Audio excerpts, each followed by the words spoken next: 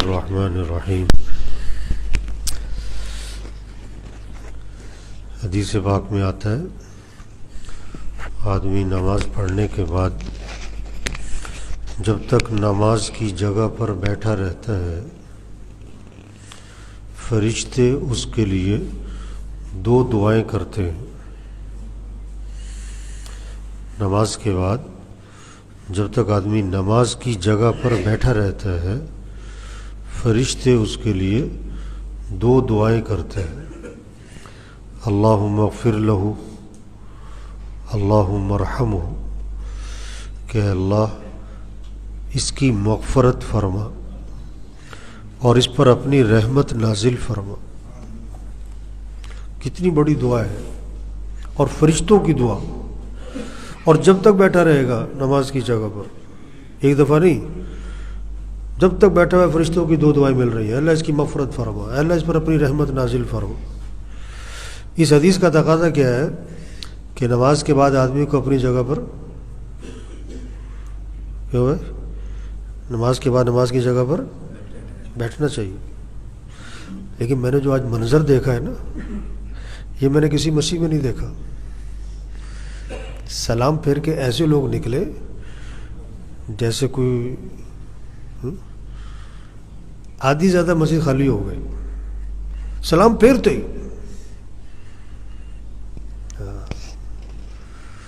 مسجد میں دل لگنا چاہیے، مسجد میں بیٹھ کے آدمی کو سکون محسوس ہونا چاہیے، خوشی محسوس ہونی چاہیے، اطمینان محسوس ہونا چاہیے۔ تو یہ جو چلے جاتے ہیں نا، ان کو سمجھانا چاہیے، ان کو کیا کرنا چاہیے، سمجھانا چاہیے۔ ایک مجبوری ہو گئی، کوئی انسان کو ہو جاتا ہے انسان کبھی، لیکن یہ عادت بنا لینا اس طرح، یہ بہت نقصان کی بات ہے۔ کتنا قیمتی وقت ہے پھر رمضان، فجر کے بعد کا کتنا قیمتی وقت ہے۔ تھوڑی دیر آدمی بیٹھ جائے کہ تھوڑی سی بات سن لو بھائی۔ پھر دوستو دیکھو، یہ رمضان ہر سال آتا ہے اور چلا جاتا ہے، اس سال بھی چلا جانا ہے۔ یہ رمضان کیا ہے؟ یہ اللہ کا مہمان ہے، اس کی قدر کریں، قدر۔ رمضان کی کیا کریں؟ قدر کریں۔ ایک ایک دن قیمتی، ایک ایک رات قیمتی، ایک ایک منٹ قیمتی ہے۔ اللہ نے قرآن پاک میں رمضان کے بارے میں ایک جملہ فرمایا، ایامم معدودات، گنتی کے چند گنے چنے سے دن ہے۔ کتنا گزر گیا؟ دو عشرے تو تقریباً۔ رمضان آ رہا ہے، پھر کہتے ہیں رمضان جا رہا ہے۔ فائدہ کیا اٹھایا؟ یہ اللہ کا مہمان ہے، اس کی قدر، نمازوں کا اہتمام، روزوں کا اہتمام، تراویح کا اہتمام، قرآن کی تلاوت، 3 سپارے روزانہ ہوں تاکہ رمضان میں 3 قرآن ختم ہوں۔ چلو 1.5 سپارہ، 2 ختم ہو، چلو آخری درجہ کتنا؟ 1 سپارہ۔ اب بعض ساتھی ماشاءاللہ بڑا زور لگا رہے ہوتے ہیں، لیکن وہ اپنی ذات سے ہی لگا رہے ہوتے ہیں، وہ اس بات پہ زور نہیں لگا رہے کہ سب قرآن کی تلاوت پر آئے۔ محلہ، خاندان، کتنا بڑا حلقہ احباب جو رمضان میں بھی قرآن کو ہاتھ نہیں لگاتا ہے۔ یہ رمضان قرآن کا مہینہ، ذکر کا مہینہ۔ اب دیکھو، یہ تو کم از کم درجے کی بات ہے کہ 100 دفعہ صبح، 100 دفعہ شام کلمہ پڑھے، 100 دفعہ صبح، 100 دفعہ شام درود شریف پڑھے، 100 دفعہ صبح، 100 دفعہ شام استغفار۔ اب اتنی تسبیح گھر کا ہر فرد کر رہا ہے؟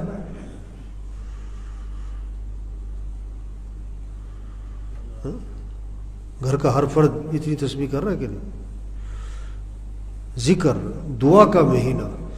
ہم کتنے محتاج ہیں، اور کتنی ہماری ضرورتیں ہیں، اور کتنے مسائل ہیں، تو کیا کریں؟ اللہ سے مانگیں، سحری کے وقت مانگیں، افطار کے وقت مانگیں، فرض نماز کے بعد دعا مانگنے کا وقت ہے، مانگو اللہ سے۔ اذان کے بعد دعا قبول ہوتی ہے، مانگو اللہ سے۔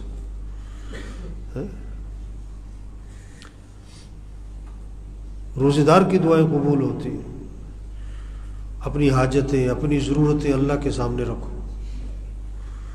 آدھا گھنٹہ مانگو، پون گھنٹہ مانگو، 1 گھنٹہ مانگو. یہ دعا کا مہینہ ہے. اپنی زندگی سے جو غلط چیزیں اس کو ختم کریں. اپنی زندگی سے غلطیاں نکالیں. غلطیاں کہیں تکبر تو نہیں ہے، تکبر نکالو. میں عام طور پر زیادہ پیسہ آ جائے کہتا میں، تھوڑا عہدہ مل جائے، اختیارات مل جائے کہتا میں. یہ انسان کی کمزوری ہے. میں اللہ کو انسان کا تکبر بہت ناپسند ہے. حدیث میں آتا ہے جس کے دل میں رائی کے دانے کے برابر بھی تکبر ہوگا وہ جنت کی خوشبو بھی نہیں سونگھ سکے گا. اپنا محاسبہ کریں. کہیں حسد تو نہیں ہے. حسد نیکیوں کو ایسے کھا جاتا ہے جیسے آگ ایندھن کو کھا جاتی ہے. ایک ماچس کی تیلی پورے ٹرک کو جلا دیتی ہے. لکڑیوں کا ٹرک، لکڑیوں کا ڈھیر، ایک ماچس کی تیلی. تو حسد نیکیوں کو کھا جاتا ہے. آپ صلی اللہ علیہ وسلم نے فرمایا 2 بھوکے بھیڑیے بکریوں کے ریوڑ میں چھوڑ دیے جائیں وہ اتنا فساد نہیں مچاتے جتنا کہ مال کی محبت اور جاہ کی محبت. جاہ کہتے ہیں بڑا بننا، بڑا بننے کا شوق ہے. تو بڑا بننے کا شوق اور مال کا شوق اور مال کی محبت یہ آدمی کے دین کو برباد کر دیتی ہے. اب دیکھو کہیں یہ مال کی محبت تو نہیں، حب مال تو نہیں ہے، حب جاہ تو نہیں ہے. دیکھو سب سے پہلے جہنم میں ڈالے جانے والے لوگ کون ہوں گے؟ ریاکار. بڑے بڑے کام کیے خیر کے، نیکی کے، لیکن کس لیے کیے؟ کہ لوگ کہیں کیا بات ہے. بعض لوگ بڑے بڑے کروڑوں روپے خرچ کر دیتے ہیں لیکن کس لیے؟ کہ میرے نام کا کتبہ لگے، صبح اخبار میں میری تصویر آئے، لوگوں کو پتہ لگے. تو سب سے پہلے جہنم میں ڈالے جانے والے لوگ کون ہیں؟ ریاکار ہیں. کام اچھے کیے تھے، نیت خراب تھی. تو اپنی غلطیاں ٹٹولے. کہیں تکبر تو نہیں، کہیں حسد تو نہیں، کہیں ریا تو نہیں، کہیں غیبت تو نہیں ہوتی. سارا دن دیکھو بھائی کوئی غیبت تو نہیں ہوئی، چغلی تو نہیں ہوئی، آنکھ کا غلط استعمال تو نہیں ہوا. اپنا محاسبہ کرے. آدمی بہت ترقی کرے گا جو کیا کرے؟ اپنا محاسبہ کرے. اپنا محاسبہ، دوسروں کا نہیں. اپنی اپنی غلطی پکڑو کہ زبان کا بول کہیں غلط تو نہیں ہو رہا، کہیں آنکھ کا استعمال غلط تو نہیں ہو رہا، کہیں کان کا استعمال غلط تو نہیں ہو رہا. 5-10 منٹ رات کو بیٹھ کے نا آدمی اپنی غلطیاں ٹٹولے، اپنا محاسبہ کرے. آج میری نمازیں پوری ہوئی، مسجد میں ہوئی، جماعت سے ہوئی، تکبیر اولیٰ سے ہوئی، آج میری قرآن کی تلاوت ہوئی، آج میرا ذکر ہوا، دعائیں ہوئی، صبح سورہ یاسین پڑھی، رات کو سورہ ملک پڑھی، سورہ واقعہ پڑھی، اللہ میں سجدہ پڑھ لی، صبح کی دعائیں پوری ہوئی، شام کی دعائیں پوری ہوئی. سارا دن آنکھوں کا استعمال صحیح ہوا، غلط تو نہیں ہوا، کان کا استعمال، زبان کا استعمال، کوئی غیبت تو نہیں ہوئی، کوئی چغلی تو نہیں ہوئی، کہیں تکبر تو نہیں آیا، کہیں دکھلاوا تو نہیں آیا، کہیں کسی کو اپنے سے حقیر تو نہیں سمجھا. حدیث میں آتا ہے آدمی کے برا ہونے کے لیے اتنی بات کافی ہے کہ کسی کو اپنے سے حقیر سمجھتا ہوں. تو بھائی اپنی اپنی غلطیاں پکڑیں، محاسبہ کریں، اپنی زندگی سے غلطیاں نکالیں. جتنی زندگی اعمال پر آ جائے گی، حضرت محمد صلی اللہ علیہ وسلم والی تعلیمات پر آ جائے گی، وہ اتنی زندگی کیا بن جائے گی؟ پھر خوبصورت بنے گی. زندگی پرسکون بن جائے گی، آسان ہو جائے گی، خوبصورت ہو جائے گی. چاہے تنخواہ تھوڑی ہو چاہے زیادہ ہو، مکان چاہے چھوٹا ہو چاہے بڑا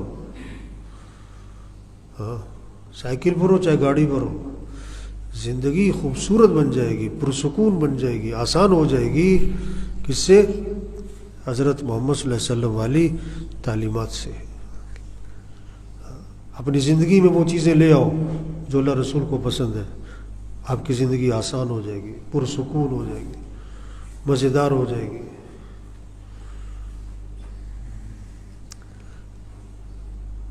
سب سے مشکل کام ہے اپنی غلطی پکڑنا، اور سب سے آسان کام ہے دوسروں کی غلطی پکڑنا۔ اپنی غلطی پکڑو۔ اپنی دینی حالت پر مطمئن نہیں ہونا چاہیے کہ بس ٹھیک ہے یار، نہیں، اپنی غلطی پکڑو، میں کہاں غلط چل رہا ہوں۔ نماز پڑھ رہے، نماز میری بہتر ہو رہی، نماز میں دھیان چل رہا ہے، نماز پورے خشوع خضوع سے ہوتی ہے، نماز میں ترقی ہو رہی، نماز میں دل لگ رہا ہے، ذکر بہتر ہو رہا ہے۔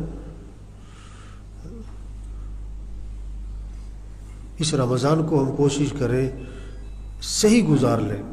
اس رمضان کو تھوڑا سا تو رہ گیا، اب ایک اشرا، سارا سال صحیح گزر جائے گا اگر رمضان صحیح گزار لیا،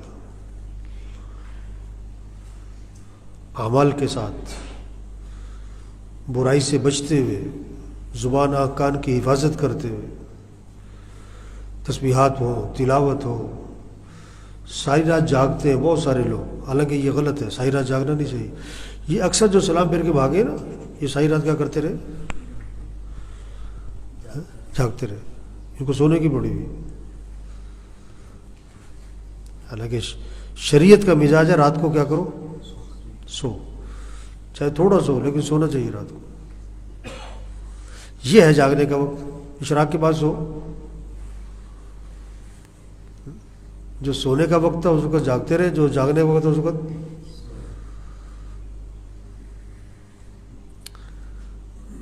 تو رات کو سوئے آدمی، پھر اٹھو، نفل پڑھو، دعا مانگو، آدھا گھنٹہ دعا مانگو، پونا گھنٹہ دعا مانگو، 20 منٹ دعا مانگو۔ ساری رات جاگ کر بھی 2 نفل نہ پڑھے، ساری رات جاگ کر ابھی 15 منٹ دعا نہیں مانگی، یہ جاگنا کس لیے ہے؟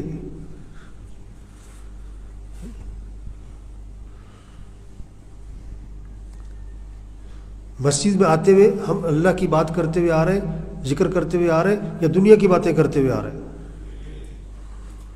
ہم مسجد سے جاتے ہوئے کیا باتیں کرتے ہوئے جا رہے ہیں؟ لوگ مسجد سے باہر نکل رہے ہوتے ہیں، کسی کی غیبت کر رہے ہوتے ہیں۔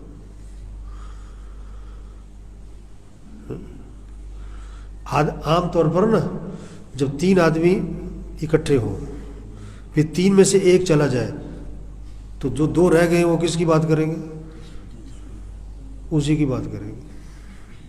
اور یہ 3 جب کہیں پہنچے گا نا وہ ان کی بات کرے گا۔